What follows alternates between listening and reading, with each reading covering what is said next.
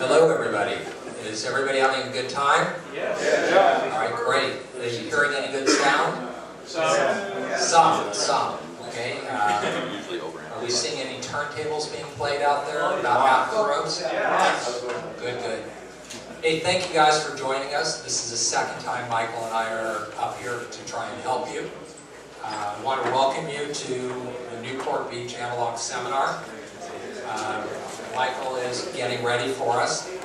As you know, I'm David Weinhardt of Weinhardt Design, and one of the first members of the LAOC, and a vice president of the world's largest audio society.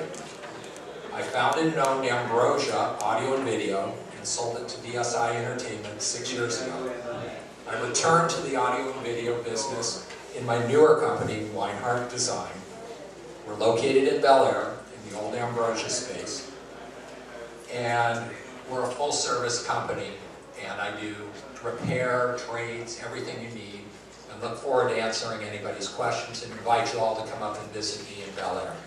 So I have some brochures and information if anybody cares.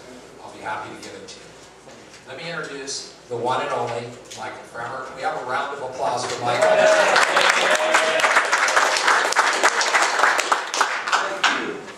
As you probably all know, Michael Fremer is a senior contributing editor at Stereophile Magazine, contributing editor at ultimateavmag.com. Doesn't exist anymore. Okay, well, do you want to read your own?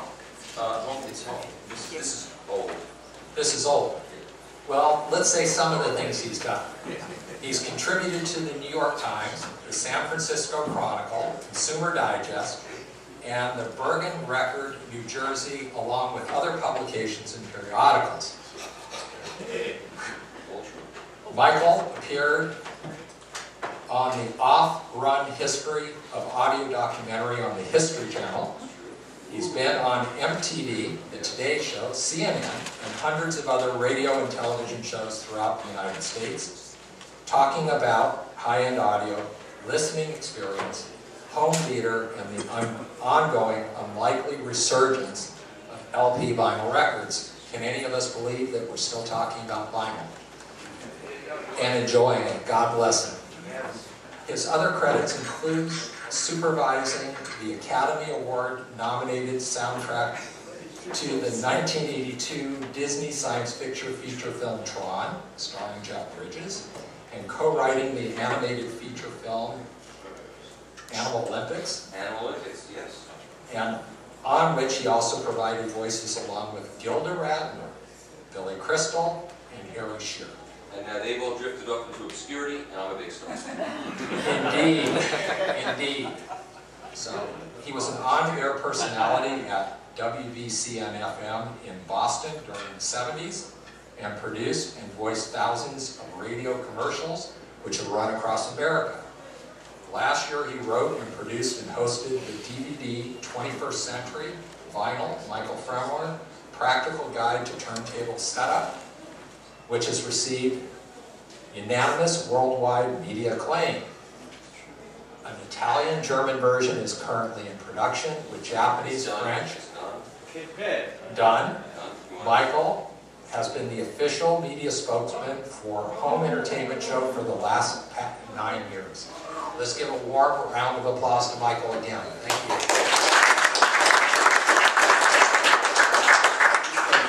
You're right. Okay, we have to just change cartridges so we can get another box. So, you know, I'm still setting up, but I just realized I have a radio commercial on my iPhone that I produced in the 1970s. Anybody want to hear it? Why not, right? Play it. We have an hour and a half. This is good because this usually takes an hour. We have an hour and a half, so that we can play a little bit. So let me just find this somewhere.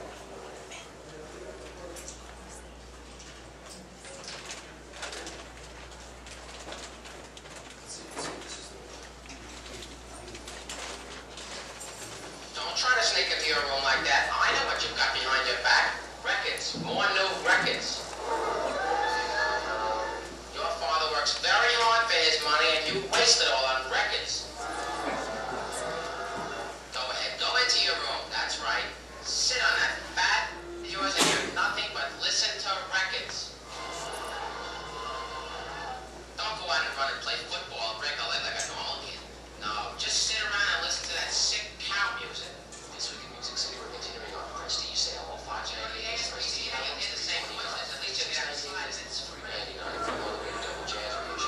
series, 50% off, $2.99. Stop selling and super specials, $3.49. Get to the new Cat Stevens, John Mayle, the Dorothy Rodney, Jay Giles, and family albums. And $1.99 specials. Music City, $8.29. Coming down Square, and the Radio Shack, and Betty, you should smoke pot before you use records. And would you please stop playing with matches?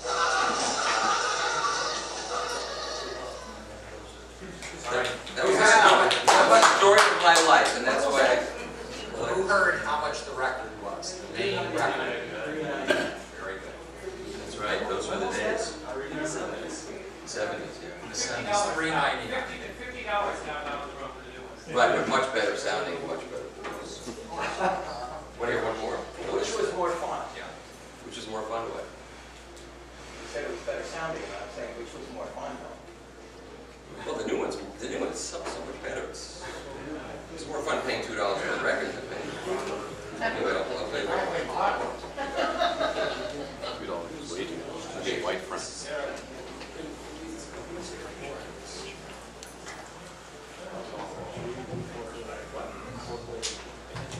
No, I can't find the one I want to play. Okay, so are you finished introducing? Okay, so listen, I think everybody should learn how to do this and know how to set up their own turntable at this particular point in time. I think when you have to rely upon a dealer, if you have a good dealer, if you got someone like Ryan or Dan who really knows how to do it, that's one thing. But and Dave.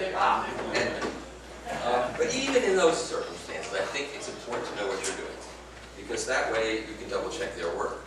That way, if you break a cartridge the next time, you don't have to go begging the dealer to please do it. And when you do it, you take as much time as you need to get it exactly correct the way you want to do it. Because otherwise, there's a clock running, and the dealer will do as good a job as he can do in X amount of time. So, when I do this, this is not fun, even though I've done it a lot. It really isn't a fun job. So, you want to be in the right mood. So you don't want to be dressed like this.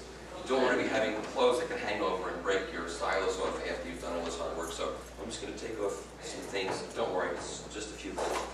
And you want to be in a good mood when you do this. You know, you don't want to have a fight with your wife or in my case, I don't watch Fox News before I do this. And you know, the funny thing is, I say that all over the world and everybody laughs. It's so great that Fox is the laughing stock of the world. But anyway, no more problems. Be in a good mood, and when you do this, find a place where you're not having to bend over too much, where if you drop a screw on the ground, it doesn't roll behind the radiator, and then you're stuck without a way to finish this. So have it out in the open someplace where everything's copacetic for what you want to do.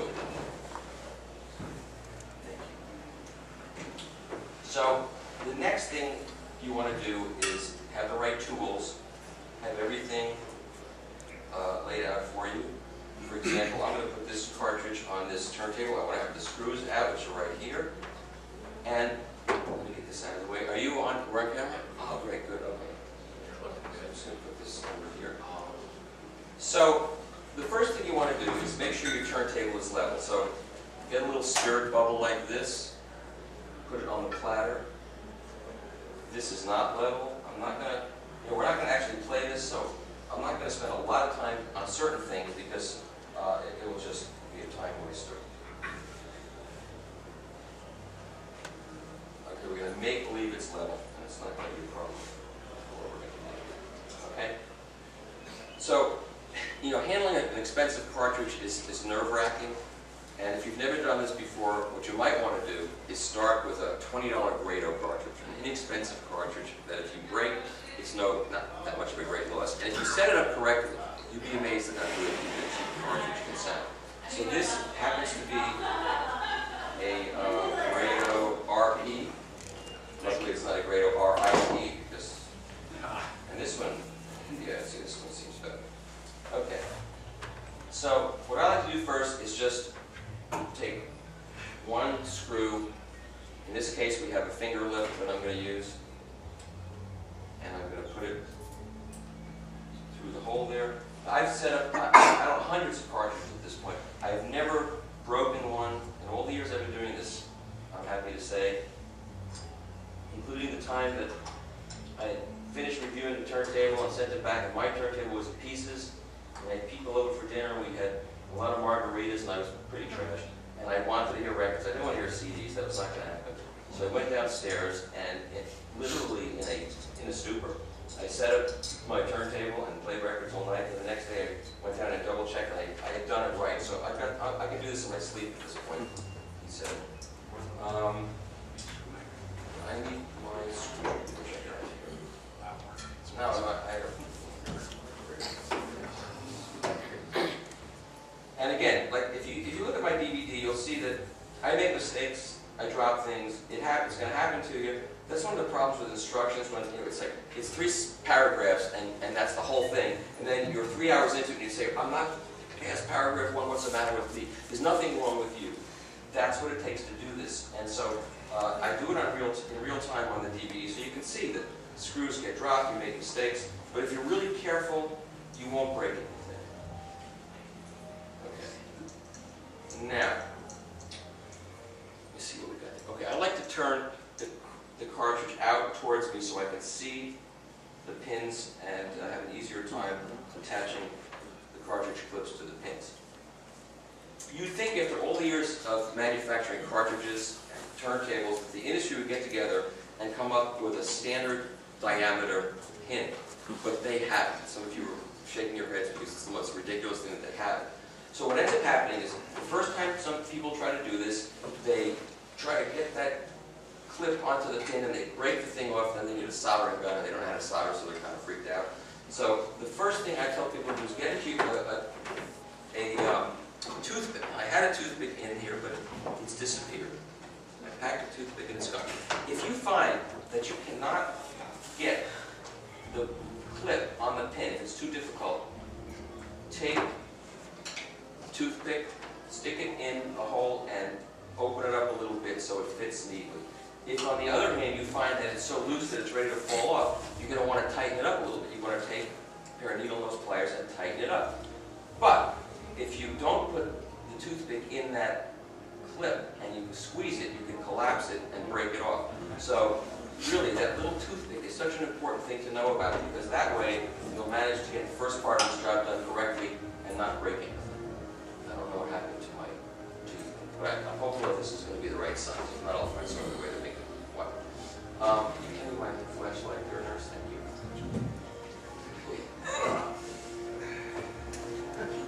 When I do this at home, I use one of those little lights that you see like in a disco, but this kind of thing is what I can travel with.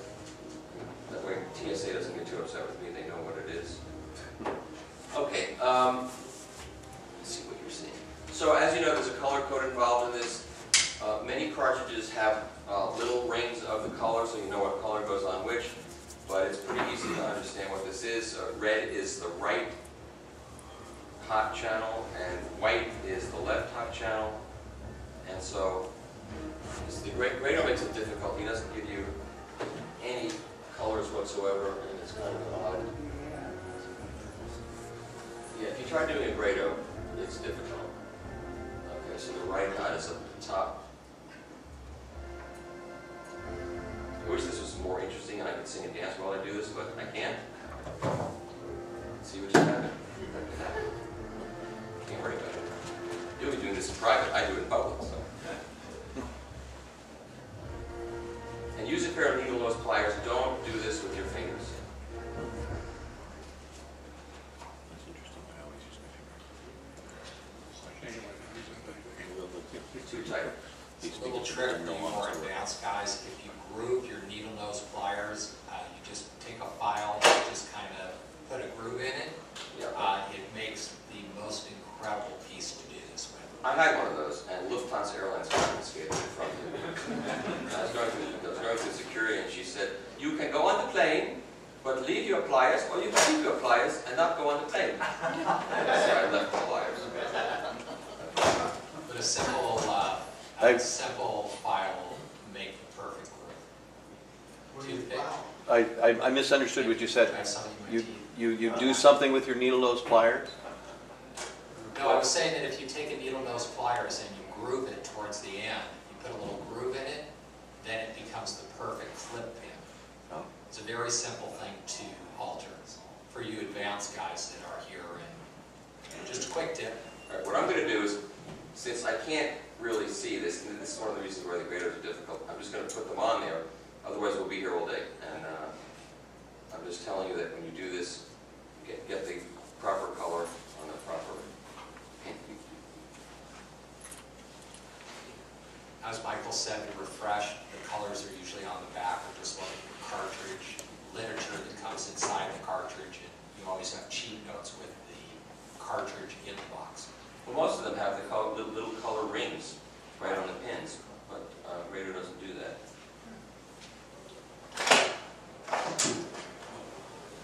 How far do you recommend sliding onto the pin? As far in as you can. The more contact, that's why it's important not to have a loose contact, because you're talking about a very tiny voltage. And so, the better the contact, the more likely, the better the sound. Okay. Right? Less likely you'll have different volumes on both sides, left and right separation. And horrible buzz that can destroy your speakers too. Why did you not want to use one's fingers? Because your fingers are more likely to slip and you have less control over your fingers. It's a bad grip, and if your cartridge pins are tight, you cannot do it with your fingers. And if you can do it easily with your fingers, chances are they're not adjusted correctly. Chances are. See, these are just really tight. His pins are fairly big, they're too big actually. It'll be easier tomorrow. You know, I visited the project factory years ago, and the guy that owns the company, Heinz Lichtenegger, he started out, he saw a homely little $200 communist turntable that was made in this Czech factory. It was a giant Czech factory that was built by the Soviets, and they made everything there from refrigerators to vacuum cleaners to every kind of bad product, and they made a homely little turntable. And he went in there to the factory when they were shutting down when the Soviet Union was overthrown, and the factory was about to close down. He went in there and found this turntable and said, "I would like, can you make me a turntable that's better than this? I have some ideas." And they were so desperate for work, they were thrilled. And that's how he started. And now he's got this big company that makes all these products in that same factory. The factory still exists, and it's quite amazing. They machine all the screws, all the parts in that same factory. Nothing gets bought from the outside. Every single part in their turntables is made here. It's amazing. He's one of those guys that liked records and didn't want to see them go away, and took a chance, and he does very well right now. Who are we What talking turntable is that? Project. This is a project. No, the one made in Russia, the Russian one. No, these were made in the Czech Republic. Original In a factory that was, owned by the Soviets built, and it was a homely little the original little black little ugly little thing that wasn't very good. But he figured if they can machine the parts, he could direct them to make a better one. So you're working on a project, is that It's a right? project, yeah. This This is roughly a $2,000 table. It's simple, it's easy for display, and frankly, it looks pretty nice up there on the camera. Yeah. So now I'm putting the second screw in. It doesn't sound half bad. It's very competitive. No, it's nice. I've reviewed a lot of projects. If you're in that $300 to $2,000 price range, I recommend this table. That's what I sell. That's what you recommend. I recommend a whole bunch of turkeys. I just recommend what I I sell. don't sell any turkeys. So Are you worried about the bearing when you're tightening down the screws? No, it's because this is in the arm holder, and so any torquing I'm doing is really restricted by this. Okay, so now that's just on there. Obviously, we haven't set it up correctly, but it's on there. That's step number one, where a lot of people don't even get past that step because they break off the little clips. But if you're careful, you won't. Okay, does that show, does the arm have a slots in it where the cartridge, where you screw the screws down in the cartridge, are there any slots in there? There are slots so you can slide the. How far do you slide it up or back? That's step number two. Actually, step number two is to remove the anti-skating weight, because it won't be on there when you start setting up your turntable, assuming you have this kind. So I'm just going to remove it, assuming I can. And this particular tone arm is The head shell's connected to the arm. Yeah, it's one piece. One piece. Which is less convenient, but overall, I think a better way to go because you have a more rigid connection. All right, I can't get this over here, so I'm just going to leave it and disable it. Also, in general, you want to have less interruptions in connections. Every time you solder something, there's extra resistance, more issues, more problems. Okay, so as you know, every tone arm has a counterweight, and what you want to do first is just float the counterweight.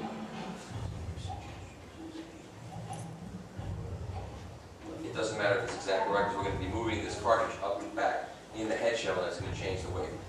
So, to get an approximate correct setting, this cartridge subtracts about 1.5 or 1.75. So, so you can see there's a ring back here. You see that ring? So, after the arm is just balanced, you put the ring, the zero setting on the ring to the top, directly overhead, and then you rotate in till it says about 1.5 grams. I suggest that you get yourself one of these digital vertical tracking force scales. They used to be $400, now they're about $70. It's definitely worth having. And all I'm going to try to do is make sure that I'm approximately where I want to be at the end of this whole exercise. Oh, and the next thing you want to do is disable your platter. You don't want the platter to be spinning while you're doing this. I usually travel with a nice little rubber wedge. I've left rubber wedges all over the world. Whatever it takes. You can use a piece of paper towel, whatever it takes to disable it, like that, okay?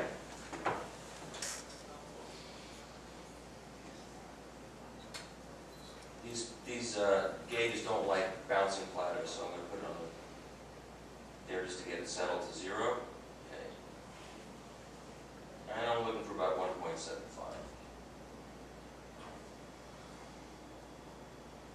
Okay, it's about 1.5. That's good enough for our purposes right now. Okay. When records are made, the cutting stylus describes a straight line across the surface of the lacquer that's being cut. So ideally, you want to play it back the same way. And you know, there are so-called linear tracking tone arms. You've seen them at the show. This is my opinion. This is not, there are other people that have different opinions. I believe that most of those arms don't really do what they're supposed to be doing. This is all happening on the microscopic level. So it's supposed to be describing a straight line. It looks like it from afar, but most of these arms are crabbing across the surface of the record like this and creating more tracking distortion as they go and constant tracking distortion than a properly set up pivoted arm. You've seen air-bearing arms. Some of those are pretty good, but unless they're properly designed, what happens with an air-bearing arm is if you've ever blown up a balloon and let it go, and it goes running all over the place. So, when you have an air bearing, it has high pressure at the center of the bearing. When the air gets to the gap, it has to be at ambient air pressure. And right at that gap, there's a tremendous amount of turbulence, just like when you let go of a balloon. And that turbulence is going to cause the whole system to resonate. And most of those arms, unless they're properly designed, will sound right because the arm is actually resonating at a very high frequency. And then you have the issue of the mass that you're dragging across the record. There's a lot of problems with these arms. There are only a few that do it correctly, one of which is Andy Payer's arm for his Rockport turntable, which costs about $10,000 just for the arm. I really believe, and my experience is, if you set up a pivoting arm correctly, you should not hear any tracking distortion, other than what's inherent in vinyl playback. If you want perfection, don't get a turntable, get a CD player, because they are perfect as you want. Everything we're going to do now is a compromise. But if you do it right, the compromises are such that you should hear nothing but transparency. I mean, I was up in a room, I had a CD I made for my turntable, and the guy in the room had the commercial CD of this particular music, and he played it, and I said, put this on, and it just blew away the commercial CD for whatever reason. It was so much better sounding, it was ridiculous. All right, so we're going to try to set the overhang to minimize the distortion as the stylus describes an arc across the record because we have a pivoted arc. Fortunately, I'm mathlexic. Fortunately, a number of gentlemen in the 1920s who were mathematicians devised the geometry that minimizes tracking distortion across the surface of a record. And there are a number of different ways you can set this, and there are a number of different ways that these can be devised. For example, if you buy a Riga turntable and use their little piece of paper that comes with it, they've decided that since classical music has crescendos at the end of the side, and tracking at the end of the side is difficult, they've decided to minimize the distortion at the end of the record. However, most people, most designers, use the bare-walled or loft-rin geometry. And what that means is that across the surface of the record, there are 2 points across the surface where there is 0 tracking error, where the cantilever and the stylus are tangential to the groove, which means 0 distortion. And the way that's achieved is having the stylus actually go in front of the pivot point, and that's why it's called the overhang. Some arms you can actually put it across, and you'll see there's an overhang. If you go like to vinylengine.com or look on the instructions that come with your tone arm, it will give you the tone arm length, the effective length, the actual length. The effective length is the length plus the overhang, and it'll give you the offset angle and other issues involved with the geometry.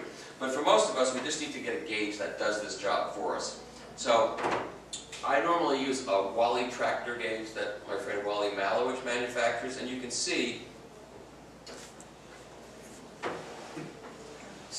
all those different arcs?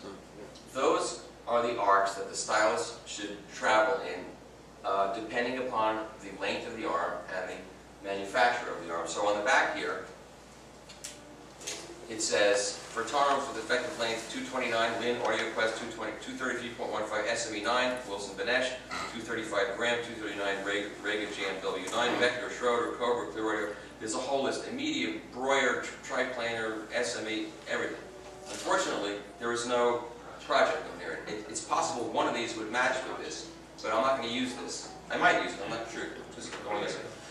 I got handed this the other day. This is from another company, and this is, instead of setting the 2 null points at 66 and I think 133, is that right? 66 and 133? What are the null points? 129, is it? For the citizen?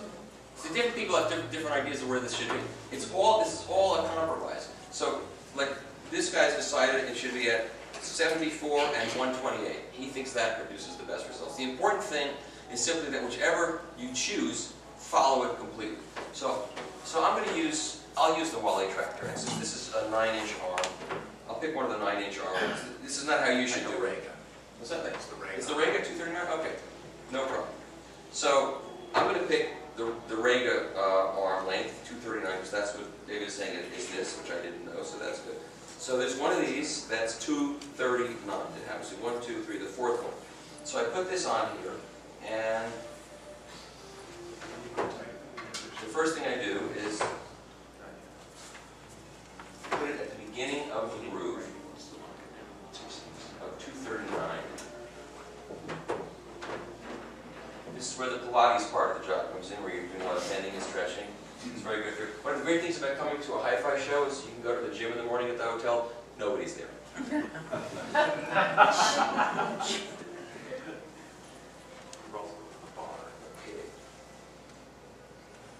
So now I've got it in the groove. At some point I'm going to ask you to do some Pilates and move the camera. So it's in the groove. Now people say, well, you just moved this whole thing around. What does that mean? It's totally arbitrary. Well, now I'm going to take this arm and I'm going to move it to the end of the arm and see where the stylus fits. Did it bounce? It's much easier to set up an arm that doesn't have bouncing. And I definitely suggest getting one of these jeweler's loops. These are very inexpensive, and you really can't see what you're doing unless you use one. It comes with the Wally tractor. I have one of these left. They're very hard to get. Somebody needs a call. Needs to get Wally to make some. Yeah, that's easy. Sure. Okay, when you move it to the end, it's in front of the arc. You have to move the cartridge back in the head shell a little bit, and then try again. And this is probably the most frustrating part of this whole job, because you could go back a little too far and then forward a little too far. But the important thing is to get this exactly correct. Because even though this whole process is a compromise, you want to get it exact. When you get it right, it sounds really good. You'll know it. And when it's wrong, then I get emails with, well, there's distortion on the inner grooves, or it doesn't sound very good. That's only because I haven't gotten it right. And it will track it.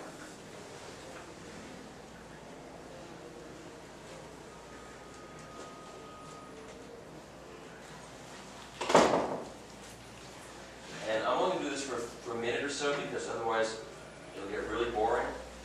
And since we're not playing this, it doesn't really matter if it's not exact. The point is, you have to do this until you get it right. Now, some inexpensive turntables come with a little piece of paper that have 2 grids on them.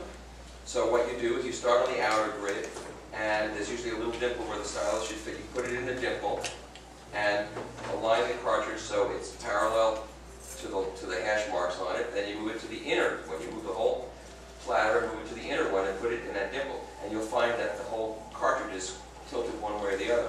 And in order to get it parallel, you have to move the arm, the platter back and forth. Then you know if you have to move it forward to get it to fit, you got to move the arm back, the cartridge back in the head shell, and vice versa. I know it sounds very complicated, but you'll get it if you read the instructions and confidence. I'm going to just do this one more time. There's one other important thing I want to say.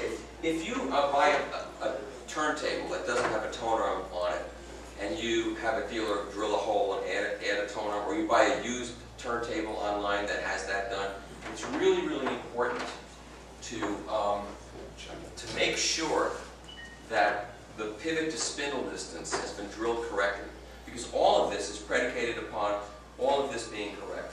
So how do you do that? Well, you can buy yourself an Office Depot ruler, plastic ruler for a couple of bucks, and drill a hole at the 0 mark, and put it on the spindle, and go to the pivot point and measure it, and make sure it's correct. Because otherwise all of this will be wrong. If it's off by a tiny little bit, you can live with it. If it's off by a lot, it's a real problem. Then you take your turntable to the dealer and see what you can do about it. I was in Norway doing turntable setup seminars, and I was setting up a particular arm that the importer from Germany had drilled the hole for me. And so I told the audience about this, and I said, I'm just going to measure this. I'm sure it's going to be correct, because the Germans are very fastidious. He would not make a mistake. I went and I measured it. It was off by like that much. It was like, whoa. And I said, I bet you when I try to set this overhang, I'm not going to be able to do it. I'm going to have the cartridge as far forward as I can get it, and it's not going to be enough. And sure enough, that's what happened. So I just went through the whole rest of the process and said, that's why it's important to do this.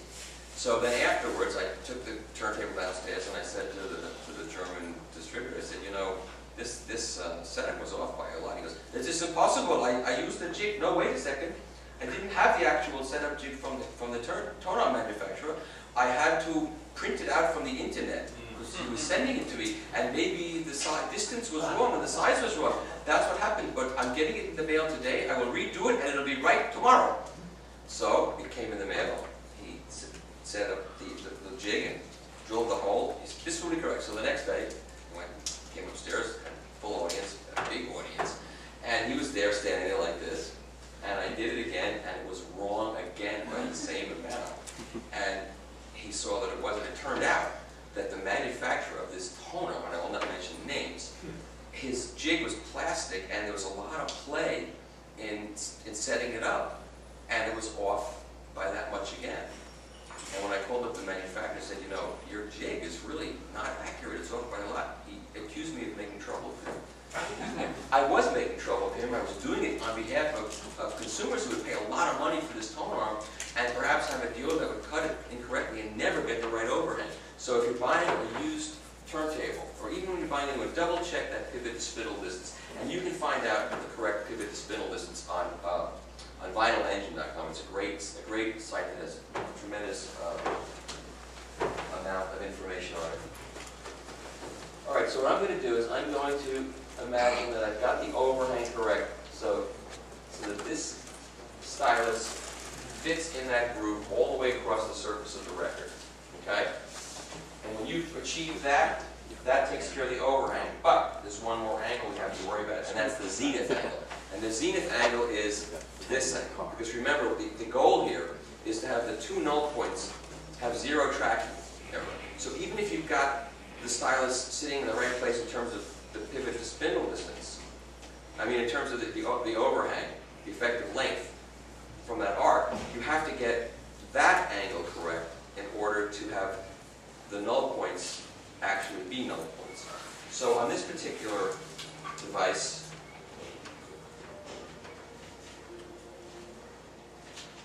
you can see there are points 2 and points 4. Points 2 and points 4 are the two null points. And at those two null points, there are sets of hash marks at both of these. And you'll also notice that there are two, how close you can get to this, I'm moving around. There are actually two sets of hash marks at each of these null points. That's because there are actually two lines in each of these arcs. One is the Beerwald and one is the Lofgren. These are two mathematicians who came up with slightly different mathematical solutions to the problem. Which one is better? If you want to knock yourself out and try them both, feel free. I want to play tunes. That's why I got into this, to play tunes. So pick one and follow it. I usually use the Lofgren for whatever reason. I don't know what reason, but different people have different ideas about that. Okay, so now I'm going to put this on here.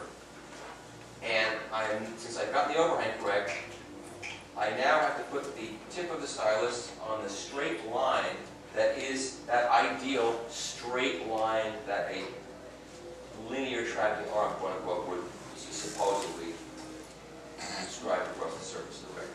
So I'm going to put it in the loft. And this is where I'm going to need the camera to move and some audio Pilates. This is really important to get this correct. I'm going to make sure that I've got this. And this is where a good flashlight comes in. And it is more difficult to do this when you have a bouncing ladder. Well, no, it's okay, because as soon as you let go of it, it's going to go in like that.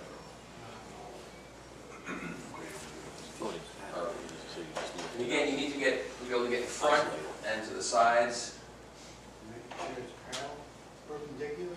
Well, I'm going to have him show you exactly what the goal is here. As soon as, obviously, these are not the kind of conditions that are ideal for doing this, but we slide through it. It's also better to have a cartridge that has the stylus exposed, you can see it easier. I have a very nice tone arm on my desk.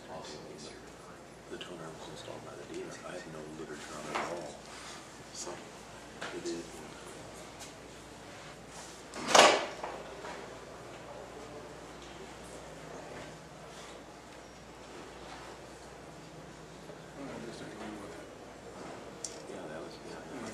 You have to view this exactly. Those are easy to find. Yes. Now, can you get that camera right on your arm? I really want you to see this. I have that gauge on the bottom. Okay. Yeah, I'll turn the turntable. That's okay. That's not instructions. That's right. So I'll start over again. That's me, the famous tone arm. Is that made in England? Yeah.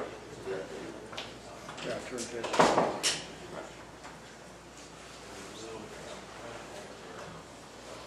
Is that going to be okay? Yeah, the older style Regals used to love the SME tone arms.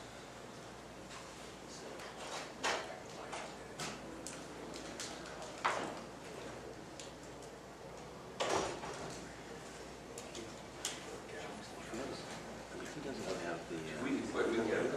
Tractor over there. All right, let's see what we get. This doesn't seem No, like you it's see exactly in front if it's a that $5,000 cartridge. Oh, see, that's why I got. I did this in $300. at a show in to learn how to. Jacksonville, Yeah, I got Florida, my own and the one. cameraman hated records and was a CD guy and thought they were perfect. Spent the entire time mocking this whole thing. It was such a Can we go lower? lower, yeah. Yeah, this is lower. You'll be able to see. It's seasick. Now, you do have the stylus touching the glass, Yes, absolutely. and it can't damage the stylus. No, it's not a problem at all. And It's not even a problem having it in the groove. And if it bounces out of the groove, it's not really a problem. Even an expensive, even an expensive. No, it's not, it's not, no, it's not. It's called, can you get up now and look down at it? No, it's significantly off. You can't see it from that angle, but the odds of getting it spot on the first time are pretty slim anyway. Tilted. We're going to tilt it this way, that's the zenith thing, not that way. It's Camera's gonna go way up. yes, that's pretty good. Okay, so now I want to show you what's going on here. What's going on? That's actually good. So, you see this line right here? Yeah. And you see this line right here? This cantilever should be like that, parallel to those two lines, and it's like that. You see that? You see that? So that's the azimuth angle. That's off. I want that stylus. I want that cantilever to be just like that. So I've got to twist the cartridge in the head shell. Sure you don't want me to go over another, say, 3 inches? You see how it seems like it's... What's that? Sure you don't want me to go over just a little bit? I think you can see that, right? I think for these purposes you can see that. What do you want to? So I've got to twist the cartridge in the head shell just. I don't want to be the guy that talks about next time. Okay. We misunderstood you. We thought you said you preferred CDs. You go over 3 inches. Guess what, you want to go right? Well, if you're head on, are you properly head I on? need to go that one a little bit. All right, if you could do that so we can see. You have to look at the cantilever, too, sometimes you look at the body. What's that? If the body is perfectly square, would you sometimes use the body or? I would never use the body because the odds of it being exactly correct are not that great. Really, use the cantilever, and even then, it's not necessarily exactly correct either. When they insert, I'll show you Yes. the fingers. When they insert that stylus in that Those cantilever, crosshatches. they may But not you have still it have to use exactly the body of the correct. cartridge. But we're going to start with this. Because Remember how little the signal is and what you're magnifying, so you really need, the whole idea of things like the microscope view, well, I'll get to that. which is all about, I think that later he's going to answer this. Yes. I mean, this is all happening in the microscope. If this works at all, if this makes music that sounds so great, it's amazing. It's a miracle. So you have to have magnifier. You want to go with like a jeweler's loop, 510 power or more, and then if your money is there, you go to something bigger. Okay. Now, you're still right there, right? So, it's still off. Let me just get it where it's right. This is the hardest part of the job, everybody, so, and it's the most frustrating part of the job. So take your time, and if you get frustrated, and don't get mad at this, and you can get mad at this, and like, damn it, don't get, it's like, just imagine you're having brain surgery, and the doctor's having trouble, he's got your brain, and the doctor's going, you never want to do that, you never want to do that when you. This is not something you can force. So Brian, I have a question. I don't know the fellow's name, but I have an air bearing arm. Michael. Right. And I said bad things about airframes, so you can hate me. I have an ET too, you know. Okay. And you said a lot of them don't work well. No, I own the ET2. It's a very good arm. It has its own set of problems, one of which is that the entire mass is, the rail is moving and the bearing is stationary. So when you drop the stylus to the groove, doesn't it start doing this a little bit before it settles down? Well, when I drop it, the arm kind of moves out. Yeah, and the end is right before it settles in. It sounds pretty good, right? So that's all that matters. And, I don't think it's worth the hassle to have the pump and then the aquarium pump and then the big bottle that you fill up and I don't have all that. yeah, surge tank. It gets crazy. The surge tank. The only surge I was interested in was in Iraq. So, Straight arm tracking arms sound really good when properly set up instead of pivoting arms, and there are an equal number of people in both camps. Right. And That's why it's my. yeah, but they're all compromises. Right. Okay, I think I've got it right on now. So if you can focus on. Okay, now you can. I think it'll like that beat. I think that looks Bravo. That looks pretty good. Okay. If it's not exact, it's very, very close. I want it exact when I do this, but can you see how much better it is now? Yeah. Okay, so that's the goal. The goal is to have the overhang correct and and then have the zenith angle correct. The only problem is now that we've moved the cartridge and the head shell to twist it, we might have upset the overhang, and then you're going to become very upset. And you know what you have to do then? Start over again. You got to start over again. So that's when you take your break and go outside, Take a breath and air. relax. You have to screw down. I Tighten the twisted screws yet. the cartridge in the head shell. This way. Left and right? Yeah, just I try to pivot it around carefully so I don't upset the overhangs. I try to just twist it around one of the two screws, so I'm literally pivoting around the proper overhang. Okay? And that's why when you put these screws in, don't make them too tight, and don't make them too loose. They shouldn't be so loose that the whole thing is sloppy, and they shouldn't be so tight that you can't do the pivoting. Okay, so now I'm going to go back and double check this arc, make sure it's correct. And then if the arc is correct, if it's not correct, I'm going to start over. If the arc is correct, then I'm done. So the next thing I'm going to do is I'm going to tighten these two screws down. Now, how tight do you make the screws? Can I use this? Yeah. I don't use this because if you start tightening it out here, the amount of torque you can apply is going to be too great. But I know some audiophiles that like to just tighten this down. You don't have to tighten it that tight, especially with a wooden body cartridge. You want it snug, and you want to do one side at a time, a little bit at a time.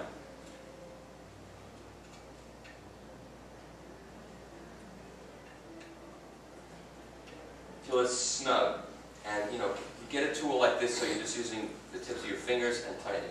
Riga actually makes a torque wrench that you can put in there, and they say twist it and keep twisting it until it tightens enough and it clicks. When it clicks, that's the proper torque. And when I first got one, they said, and you'd be surprised how much torque you can put on there. But just don't worry about it. Just keep turning until it tightens and until it clicks. So I had a $3,000 crown jewel special edition cartridge, and I put the screw in, and I'm turning, and it's not clicking. And I looked down. It was a defective torque wrench, and what had happened is the top plate had literally spread, so the hole was like Breaking a hole in the cartridge. So Riga had to buy a new cartridge for the importer. Not me. Okay, now we've done the most difficult part of this job, really. We've now got the overhang and the zenith angle correct, and of course, what are we going to do next? We're going to double check to make sure that it's correct. I'm not going to do the next one, but that's what I'm going to do. You're going to double check to make sure the overhang is correct and the zenith angle is correct. Okay, so now what's next? Next, we're going to set the tracking force to make sure it's exactly correct. So I'm going to get my gauge. I believe this is 1.75, 1.5, 1.75.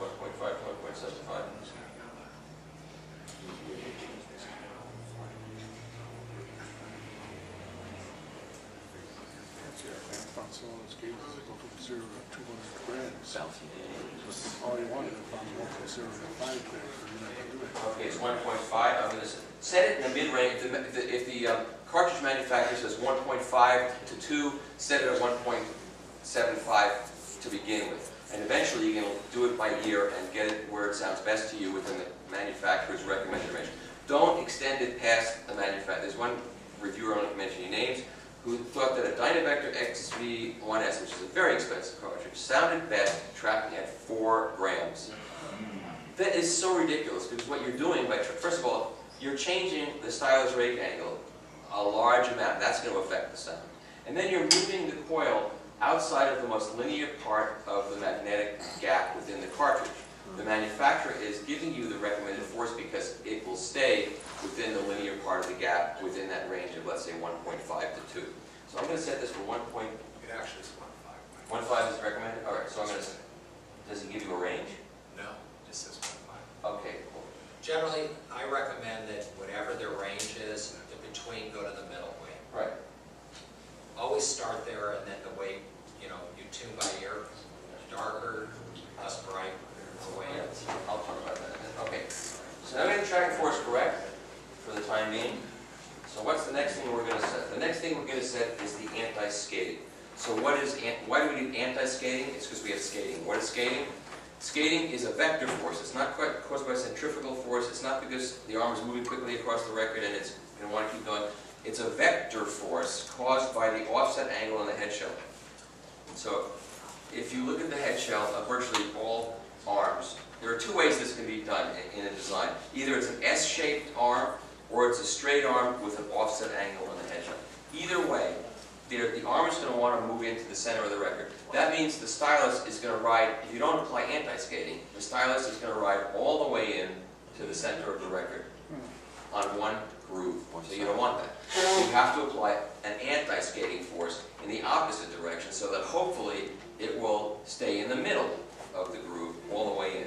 Unfortunately, skating is also affected by the vinyl formulation of the particular record you're playing, where across the surface of the record you measure it, the modulation in the groove. The heavier modulations will change the amount of skating versus light modulations. So the one thing you never want to do is get one of those test records that has a blank space in the middle of the record, and you put it in the middle and set it so it doesn't move. That's the worst thing you can do. Why? Because the modulation in the groove of a record affects the amount of skating. So if you set it correctly for no modulation, how could it possibly be correct on any record where you're actually playing music? It can't.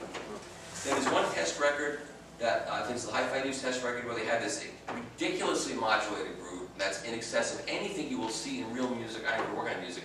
And I get emails from people saying, you know, the anti-skating, it doesn't work. I get distortion on that track. I said, who cares? What do you care about that? You're not going to ever encounter music like that. So how do you set anti-skating? Again, all of these settings are compromises. They cannot be exact, but you're better off applying some anti-skating than no anti-skating. So as a reviewer, what I do is I have this device. This is another device that my friend Wally makes, and I'm not suggesting you need to buy one of these, but I like to bring it and show it because it adds an element of suspense and excitement to this process, which is not very much fun. And I once was going through customs at Amsterdam, and through security. When you go through Amsterdam, there's two security. There's first getting into the airport, and then at the gate there's security. So I had this in my luggage, and I thought it was going to go through fine, and the woman pulls it out. She goes, well, what is this? How am I going to explain this? I said, this is for skating. Amsterdam. Skating. She goes, oh, okay. Hans Brinker. All right, so what I use this gauge for is to test the accuracy of the anti-skating gauge on the devices, on the turntables I'm reviewing. So most tone arms have either a magnetic repulsion system to provide the anti-skating, or there's a weight and a string, which is what the project uses. I'm going to hold it up here. And at the back of this arm, there's a little post, and it's got grooves in it. And if you are tracking at 1 gram, you put it on groove number 1. If you're tracking at 2 grams, you put it on groove number 2, etc. I'm having trouble moving this one, but I think I can get it.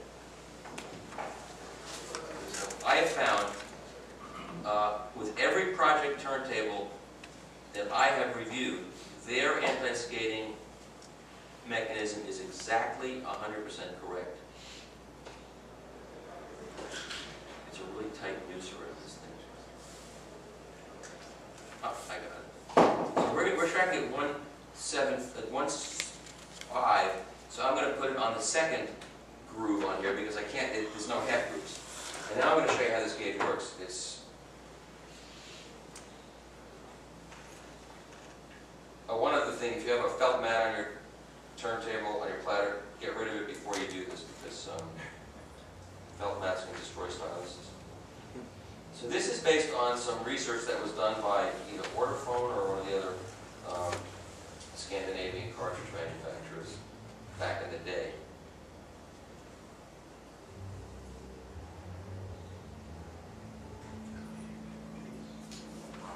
And I'm measuring it about halfway across the record, which is a good place to do it. Now I'm going to remove the anti-skating and watch what happens.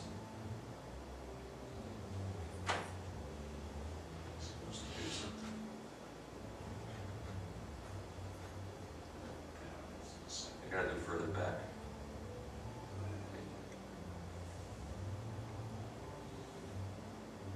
Okay. So you can see the plumb bob and the string are in line with each other when no anti-skating is applied. But now it's fallen down a little bit, so let me pick it back up. This is the exciting part when you're doing the $5,000 project. Okay, there you go. And And you can see that the bearing is pretty good. It's free. When I move it, it's free. I did this in Denmark with a really expensive arm, and when I moved it, it didn't go anyplace. The bearing was almost frozen. It was quite embarrassing to the individual who supplied the turntable. But you can see this one's very good. Now I'm going to apply the anti-skating. See what happens? It moves back. There's a gauge on here. There are little lines. Ideally, there should be 10 demarcations between the plumb bob and the string, and there are 9. That's pretty close. That's good. So I can tell readers, if they buy a project turntable, set it according to how project says you should set it. I have found with Riga turntables, they use a magnetic repulsion system that has been variable. It's not been accurate. So I always tell them to set it a little bit below what Riga suggests, because usually it's too much. That takes care of the anti-skating. Okay. Now, the next thing we get to the gnarly subject of stylus rake angle and vertical tracking angle. When a record is cut, when the lacquer is cut, the cutting stylus is offset from the top. So it's cutting, it's describing an arc. And so there is an, as it describes that arc, when you play back the record, ideally you want to recreate that arc. So what is the correct arc? Well, in 1981, some researchers, this is just what CDs are about to come out, so this article got lost. They went to cutting lathes all over America, when there were a lot of them, and they measured the angle that the cutting stylus described in cutting the lacquer. And it was virtually always 92 degrees. So 2 degrees above perpendicular to the surface of the lacquer. So like that, cutting like that. Why 92 degrees? Because when the lacquer is cut, there's a little stream of lacquer that has to be extracted from the surface of the lacquer. And so there's a vacuum system at the back of the cutter head that sucks out that lacquer. So the cutting head has to be above 90 degrees, otherwise the lacquer has no place to get out.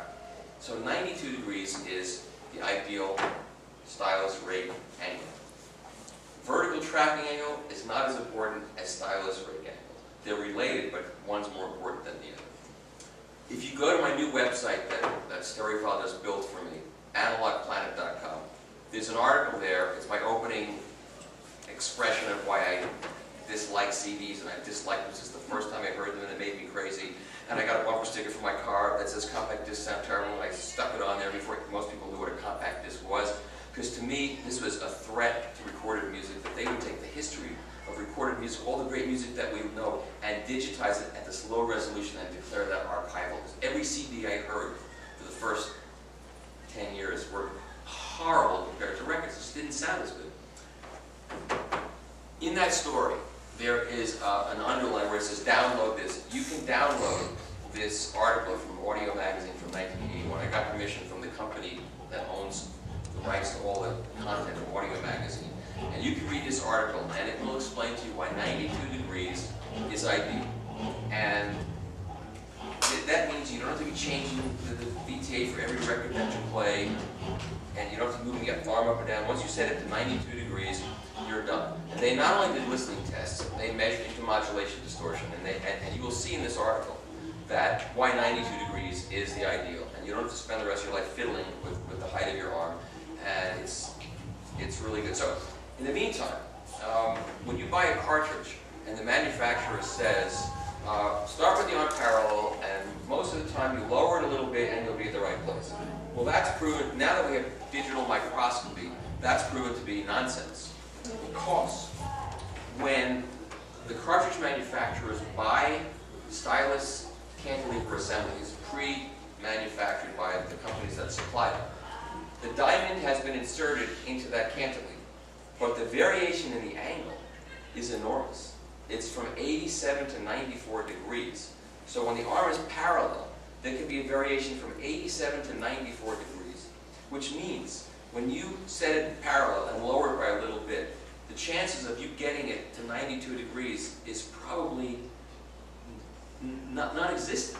unless that particular cantilever stylus assembly was perfectly manufactured. So we always say, well, the more expensive cartridges, the more expensive versions of the cartridge are the ones where they use the higher quality parts and build quality. Well, with digital microscopy, we have found that that's not the case. So this is what it looks like. That's the microscope, and that is the microscope on a Lyra Kleos cartridge. It's a pain in the neck to use, and what you want to do is put the stylus down on a CD. It's the best use for a CD that I found. Not in a record, because in the record, the stylus is going to go into the groove, and you won't be able to see the tip of where it's reaching the surface. But that height is about right for what you want to achieve. And then you can move the CD back and forth till you get the stylus in focus. And when you get into focus, you get to see something like this. I mean, that's pretty cool, isn't it? And the contact area of this particular, this is a line contact, this is the Mysonic Labs cartridge, is that line. That line should be 2 degrees above perpendicular to the surface of this CD. So how do you measure it? Well, there's software. If you buy one of the Dino Light microscopes, these are like $250 for the microscope. It's not that bad. Now, if you're buying a turntable that costs $500 and a cartridge that costs $50, you're not going to be spending $250 for one of these microscopes. But if you spend a lot of money in a turntable and a lot of money on a cartridge, it's a really good idea to learn how to do this and do this. It's $250. You can buy it and share it with your friends or whatever. There's software included in the box that lets you measure the stylus rake angle. It takes a learning curve. It's like most software, you know, there's no instructions. It's kind of like, you just try it, you'll figure it out. And there's all these icons that they don't tell you what they mean, and you push the button and the whole thing explodes. Yeah, that's great. But eventually, you'll figure it out and learn how to use it if you're interested. And then you just raise or lower the back of the arm and measure it again until you come to 92. There's a little bit of fudging here too, like everything else. But the best part is you'll see whether you got it close enough to where you can then sort of tweak it by ear if you need to. But at least you're in the right place to begin with, because obviously if you put it parallel and lower it a little bit, you're in no man's land. You have no idea what you're doing. So 92 degrees is what you want. If you don't want to spend the money on a microscope, you can take a digital camera and put it on macro and try to get it close enough to take a picture and make sure that the camera is not tilted. As opposed to Load vertical the tracking. picture up on your computer, and then you can get an inexpensive protractor, one of those little kitty protractors, and put it up against the screen. You can And you can set it lift to that 92 pivot. degrees that way. And once you set stylus rake angle Look at what correct, I've got. you don't have to change it for every record. People say, oh, I change it for a 180 gram record, and I change it for a 120 gram record. But the fact is, on a 9-inch arm, to make a 1 degree change in the stylus rake angle, you have to move the back of the arm 4 millimeters, and that's a lot. So another way you can change it is by increasing the tracking force or decreasing the tracking force. And because the pivot point is right there, you can make a big effect on stylus rake angle at that point. But you just want to make sure that you're staying within the range recommended by the cartridge manufacturer. I say keep that steady where it's supposed to be 1.5, and move the back of the arm until you get it to 92 degrees, whether you're using a jeweler's loop, which you can also try to use, or using a camera, or using the microscope. Once you get it to 92, you're done. That takes care of that. That leaves only one more thing we have to do, and that's setting the azimuth angle. So what, yeah? I'm sorry, just a quick question. So the 92 degrees, is that relative to the VTA or the stylus rake angle? Well, forget about VTA. Vertical tracking angle, let me show you. Vertical tracking angle. And the article, if you download an article, it has graphs of all of these different things. It shows you exactly what. The vertical tracking angle is an angle described by the tip of the stylus through the cantilever to the pivot point of the cantilever and the surface of the record. So it's that angle. But more important is the stylus itself. That's much more important. So to get the stylus rake angle correct is far more important than getting the VTA correct. In fact, what we found with this microscope is that a lot of manufacturers say 23 degrees is the proper VTA, and it's usually, frequently, it's not correct what they calculate for variety of reasons. So the stylus rake angle is what's critical. Also, you have to know the kind of stylus you've got. For example, this is an Ortofon replicant, which is a very severe stylus. And the contact patch on this stylus is not up the center of the stylus. It's actually the trailing edge of the stylus. It's that back edge. That's what contacts the record. So I had a reader get one of these microscopes. He has one of these cartridges, and he used that as the guide, and he ended up having the arm touching the back of the record to try to get it low enough so that that angle was 92 degrees, but it was supposed to be that angle. Once I told him what the right angle was, he went back and got it set up, and it was great. What kind of a stylus is it? It's a replicant. It's like a Geiger. It's like a Geiger stylus. It's very similar. So I was invited to Poland to set up a guy's turntable and go to a hi-fi show. And I brought all my test gear. So I didn't have a lot of time there. I went there with the microscope, went there with a digital oscilloscope. We'll get to that. I set his azimuth and his stylus rake angle this way, not by listening and tweaking, because I didn't know his system. It would have taken me all day. And when I was finished, before we played a record, I said, I'm sure this is going to sound great because I got everything dialed in. Played the first record, and he was thrilled because the system never sounded better. So what is azimuth? If you read most of the manuals, they say it's the perpendicularity of the cantilever to the record surface. If you get that correct, you've got it set correct, because when the record is cut, it's Westrex's 45-45 system. So that there's a cut here, there's a cut here. You want the stylus to be exactly centered so you don't get crosstalk from the left channel into the right channel and the right channel into the left channel. So that is setting the azimuth. If you do it simply by getting it perpendicular, you can do that by putting a mirror on the record surface, putting the stylus down, and then twisting the arm this way, assuming your arm allows you to twist it. Don't twist it if it doesn't allow it. And this arm does. There's actually a set screw on this arm that allows you to rotate the tube. Okay, so you can get it set perpendicular, and that is a bare approximation of where you want it. And why is that? Because first of all, as I said, when they insert that stylus into the cantilever, it's supposed to be like that, but it could be a little bit off. And a very little bit makes a huge difference, since we're talking about this on a microscopic level. So just getting it right like that doesn't really tell you what you need to know.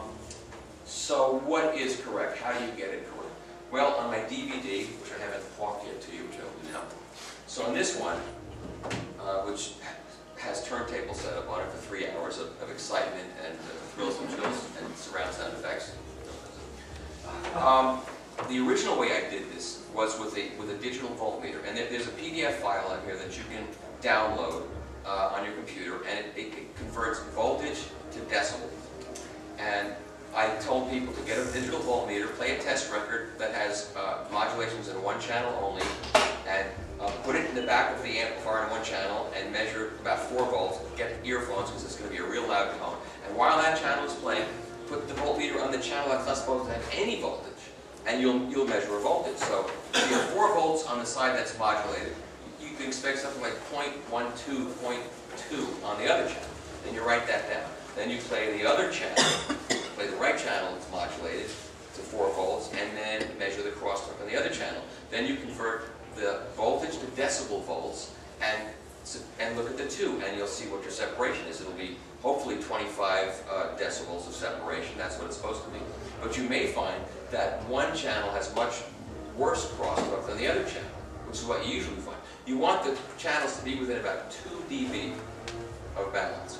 So what do you do then? Then you rotate the arm tube a little bit and measure again. And you keep doing this until you have minimized the crosstalk and try to get the 2 channels to be fairly much in balance. What happens when you do that? Well, it's obvious. You get much better separation.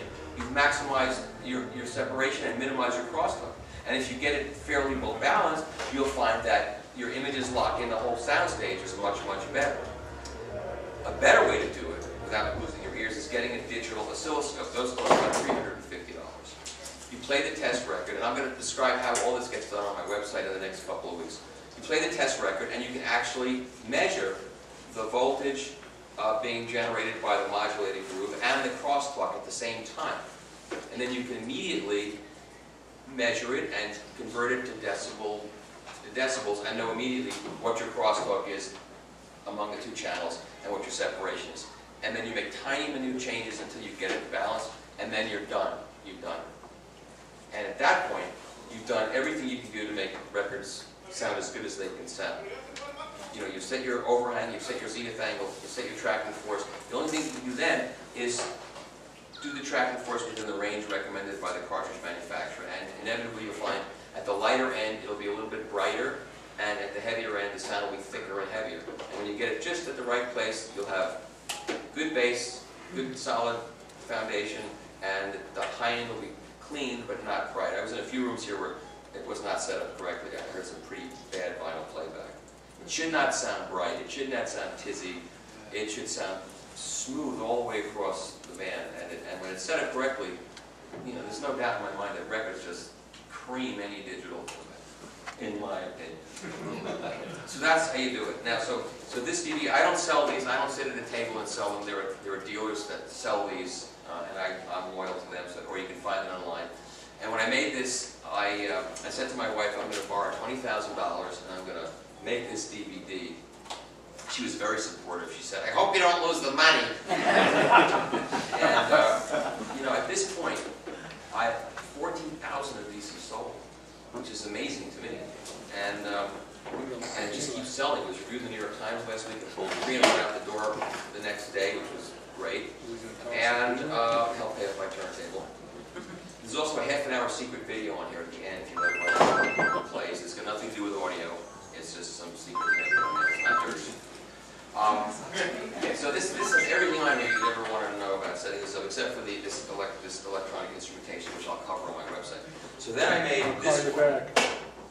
This one, I go to 2 record pressing plants. I go to RTI in California and Palace in Germany and show you in excruciating detail how records are made and how lacquers get plated and how the plating get turned into a stamper and how the stampers come off the press and how the women insert the record into the jackets and how all that. It's pretty fascinating and it's kind of fun. And it also covers record handling. You know, a lot of kids don't know how to handle a record. They'll pinch it on the end and take it out of the jacket, which is a very bad idea, because the oils from your finger will get on the outside. The stylus will pick up the oil, and as it goes across the record, the heat will build up, and that heat and the oil will turn into a hard blob on the stylus that's very difficult to get off. So the only way to handle a record is like that, with one finger in the middle of the label and one finger on the edge. All that's on here, and it's record collecting and record cleaning, and this is also a PDF file, lots of good information. This one I priced half of the price of the other one, because it didn't sell as well as the first one. I think this one's more fun, actually, but you know, this one is more necessary. This is more an accessory, so I cut the price in half, and it's also done pretty well. What so dealers have them? What's that? What dealers? Acoustic Sounds, Lucid Disc, Music Direct, Amazon has it. I mean, it's all over. If you look it up, it's all over the place.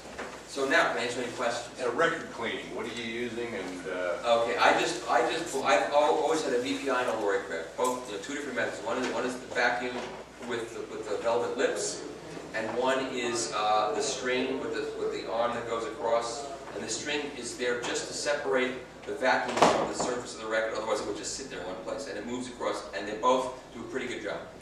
But 2 months ago, I got one of these audio desk machines that uses ultrasonics. And if you've ever taken a ring or jewelry or silverware to a jeweler and they put it in this bath and it gets ultrasonically cleaned and every little nook and cranny of tarnish comes off. So I got one of these to review. It's $4,000, unfortunately. And it's the best record cleaning machine I have ever used by a wide. There's nothing else like it. All the other ones are variations on, you know, the vacuum goes on and the lips go across. And those also generate static electricity. That movement of velvet across the record surface generates static, and you take the record off the cleaning machine and it crinkles. And then you got to do the other side, unless it's one that does both sides.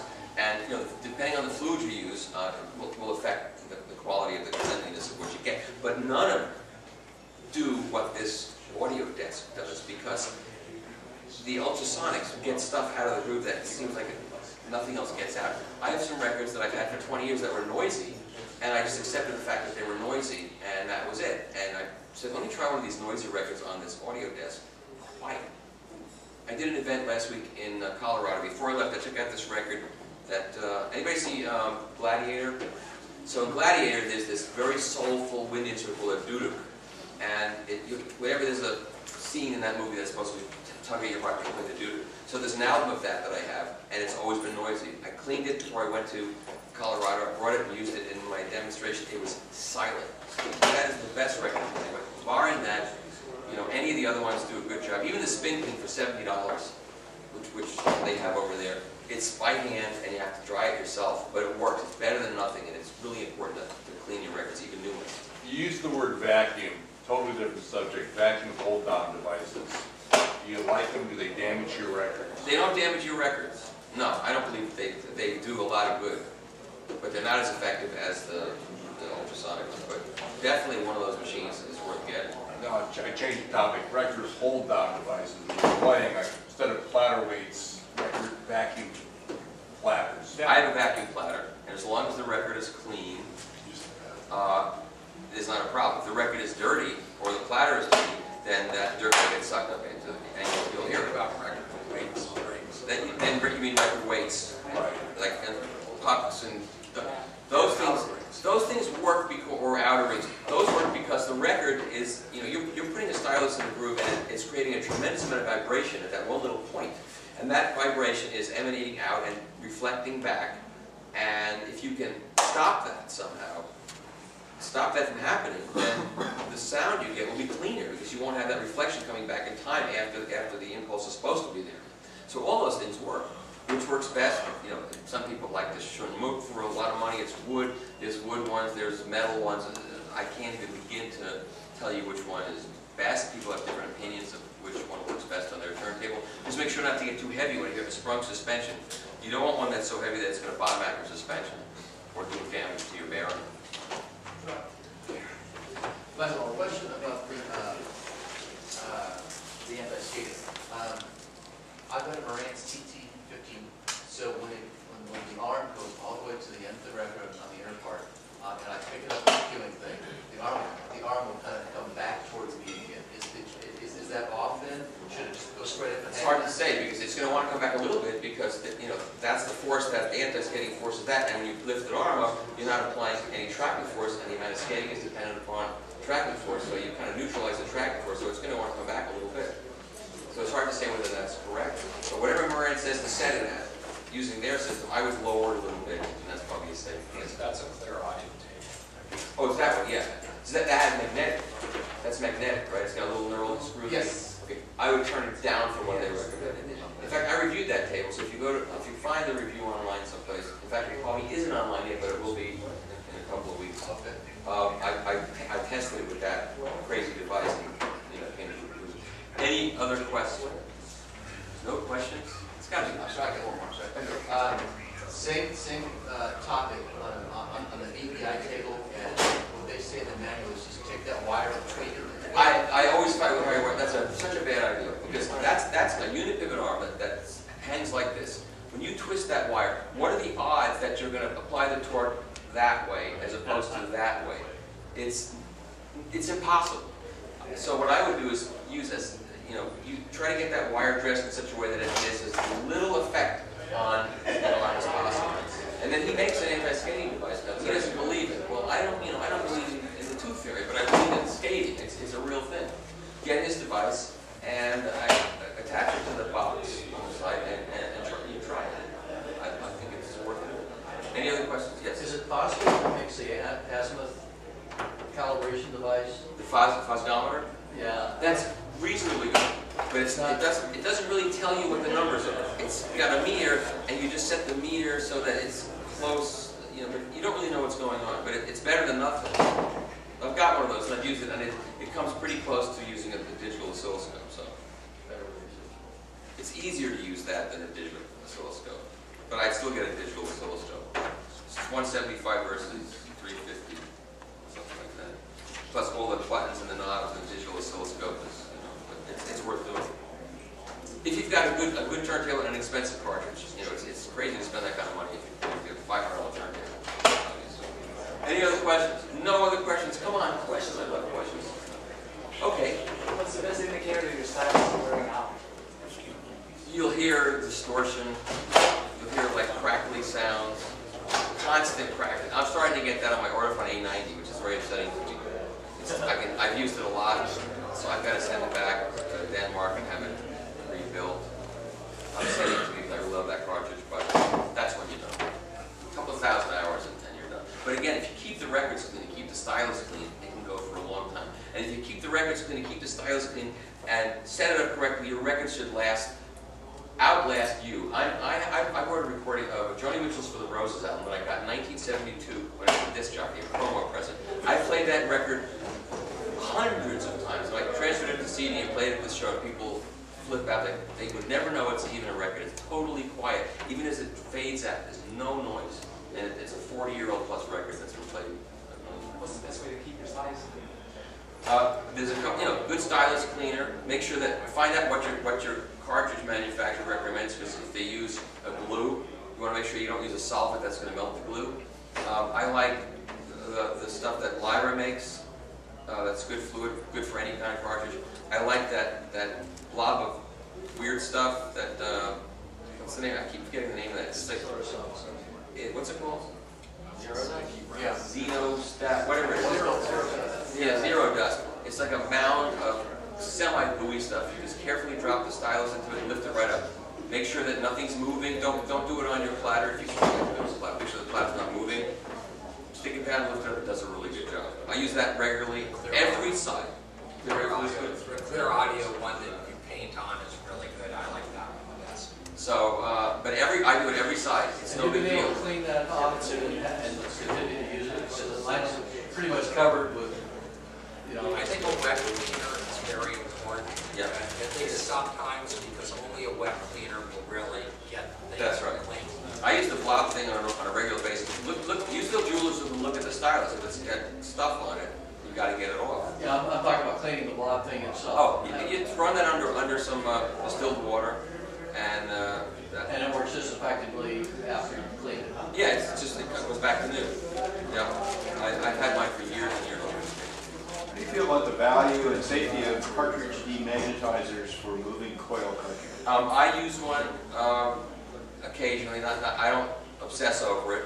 Some cartridges are not good with that, because what happens is when you demagnetize it, if the wire that goes from the pin to the coil is very, very thin and it's not properly locked down in some way. For example, the Clear Audio Insiders were notorious for that breaking if you used the cartridge demagnetizer. The wire would start shaking and then it would break.